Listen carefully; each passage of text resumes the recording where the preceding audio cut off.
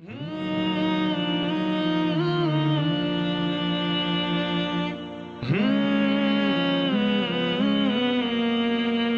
اللہ الرحمن الرحیم۔ حضرت انس رضی اللہ عنہ نے حدیث بیان کی کہ حضرت ابو بکر رضی اللہ عنہ ان کے لیے نبی اکرم صلی اللہ علیہ وسلم نے زکوٰۃ کی جو مقدار مقرر کی تھی لکھی، اس کو ان کے لیے لکھا۔ اس میں یہ بھی تھا زکوٰۃ کے ڈر سے متفرق کو جمع نہ کیا جائے اور نہ جمع کو متفرق کیا جائے، یعنی ایسا کوئی ہیلا کرنا جس کی وجہ سے زکوٰۃ ساقط ہو جائے وہ جائز نہیں، اور ایسا کوئی ہیلا کرنا جس کی وجہ سے کسی پر زکوٰۃ بنتی نہیں ہے لیکن لازم ہو جائے یہ بھی مناسب نہیں ہے۔ جیسا کہ دو شخصوں کے درمیان 80 بکریاں مشترک ہیں، تو اب اصول شرع یہ ہے کہ 40 بکریوں پر زکوٰۃ ہے،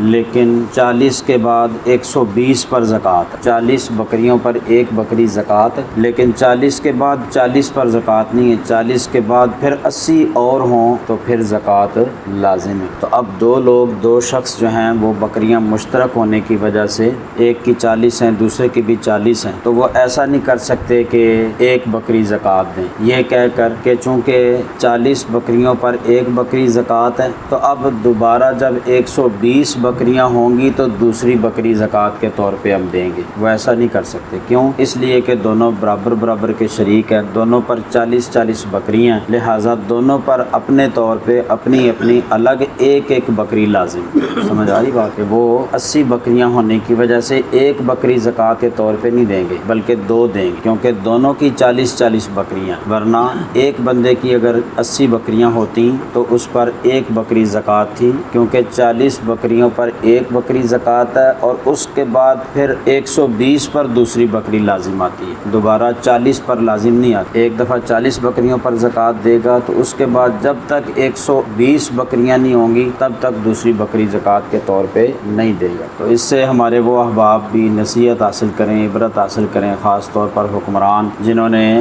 زکوٰۃ سے بچنے کے لیے یا دیگر مالدار حضرات زکوٰۃ سے بچنے کے لیے مال کو ڈیوائیڈ کیا ہوا ہے، تقسیم کیا ہوا ہے، یہ بچی کے نام پہ، یہ بچے کے نام پہ، یہ بیوی کے نام پہ، یہاں تک کہ یہ نوکر کے نام پہ، اور یہاں تک کہ یہ ریڑھی والے کے نام پہ، یہ مناسب نہیں ہے۔ زکوٰۃ ادا کرنے کی غرض سے مال کو تقسیم کرنا یہ مناسب نہیں ہے، اور اسی طرح جو عمال ہیں جو زکوٰۃ وصول کرتے ہیں وہ بھی یہ دیکھیں کہ جان بوجھ کر ایک چیز ایک بندے کے ملک میں نہیں ہے وہ اس کے ملک میں ڈال کر اس سے زیادہ زکوٰۃ وصول کرنا ان کے لیے بھی مناسب نہیں ہے، جائز نہیں۔ حضرت انس رضی اللہ عنہ نے حدیث بیان فرمائی کہ حضرت ابو بکر رضی اللہ عنہ نے ان کو جب بحرین بھیجا تو یہ لکھ کر دیا، بسم اللہ الرحمن الرحیم، یہ زکوٰۃ کی وہ مقدار ہے جو رسول اللہ صلی اللہ علیہ وسلم نے مسلمانوں پر مقرر فرمائی اور جس کا اللہ نے اپنے رسول کو حکم دیا ہے، جس مسلمان سے اس کے مطابق مانگا جائے وہ دے اور جس سے اس سے زیادہ مانگا جائے وہ نہ دے۔ 24 اور اس سے کم اونٹ میں ہر 5 اونٹ پر ایک بکری ہے۔ پھر جب اونٹوں کی تعداد 25 سے لے کر 35 تک ہو جائے تو ان میں ایک بنت مخاض ہے، یعنی 1 سال کی اونٹنی۔ پھر جب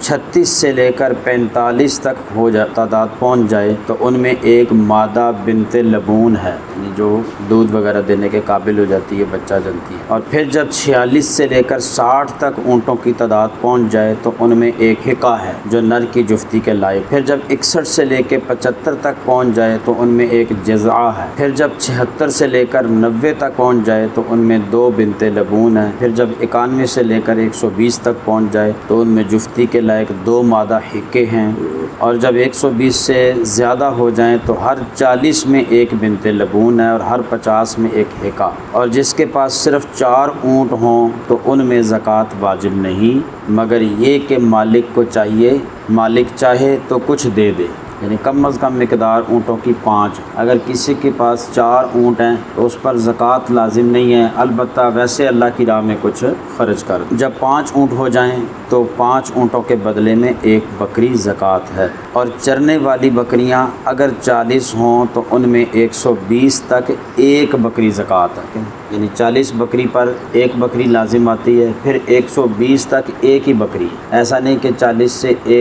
41 ہوئی تو ایک بکری کا اضافہ ہو گیا تو اب زکوٰۃ بھی بڑھ گئی ہے، ایسا نہیں۔ 40 بکری تک ایک زکوٰۃ ہے، 40 کے بعد جب تک تعداد 120 نہیں ہوتی تب تک ایک ہی بکری دیتے رہنا، اور جب 120 سے زیادہ ہو جائیں بکریاں تو 200 تک 2 بکریاں ہیں، پھر جب 200 سے زائد ہو کر 300 ہو جائیں تو 3 بکریاں، پھر جب 300 سے بڑھ جائیں تو ہر 100 میں 1 بکری ہے، اور جب چرنے والی بکریاں 40 سے ایک بھی کم ہے تو ان پر زکوٰۃ نہیں، مگر مالک کو چاہیے کہ خوشی سے کچھ دے دے۔ اور چاندی میں ربع عشر یعنی 40واں حصہ زکوٰۃ ہے، اور اگر چاندی 190 درہم ہو تو پھر بھی اس پر کچھ زکوٰۃ نہیں، مگر یہ کہ مالک بخوشی کچھ دے دے۔ تو یہ جو حدیث پاک ہے یہ نصاب جو ہے زکوٰۃ کا، اس پر بہت بڑی دلیل ہے، بہت بڑا انفارمیشن کا ذریعہ کہ بکریوں پر زکوٰۃ کتنی ہے، اونٹوں پر زکوٰۃ کتنی ہے، سونے چاندی پر زکوٰۃ کتنی ہے۔